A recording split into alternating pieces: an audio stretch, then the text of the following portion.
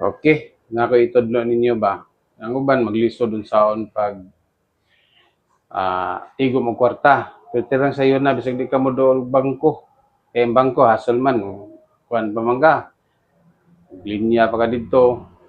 Gatang pa ka stealer nga say dugay pa kayo.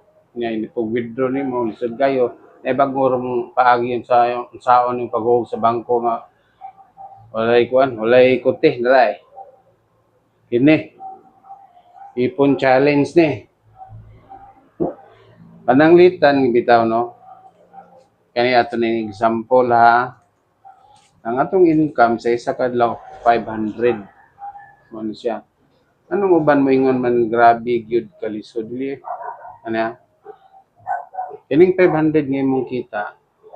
Unahon yun nimo og tago ang maski kanilang 200 kining 300 mo ni palit nimo sa konsumo kada adlaw.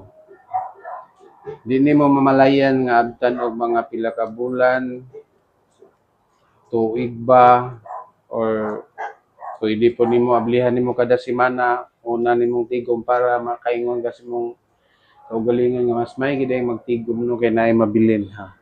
Inani ro, pinaka-simple oh. Imo dyan ang ihulog diri kay ngano, naamgod sa gawas, imong magasto. Kini siya mao ni siya pinaka-importante nato karong panahon na. Kay manghulam to sa tong silingan, waay magpahulam ay.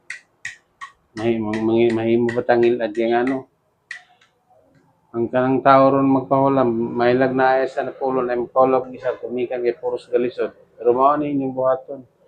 Kung pananglitan yung kita, 300 ang adlaw, kining isa ka gatos isunod. Ana ra siya pinaka-simple. Walay lisod sa tao kung kabalo lang mo tigom. Ang mindset, no? Ang mindset, kinanglan unahon ang tigom. Alcancia Challenge. Sige, bye-bye. Dalang salamat sa pagtanaw sa akong video. Manginaot ko makatabang ni sa nagtanaw karon.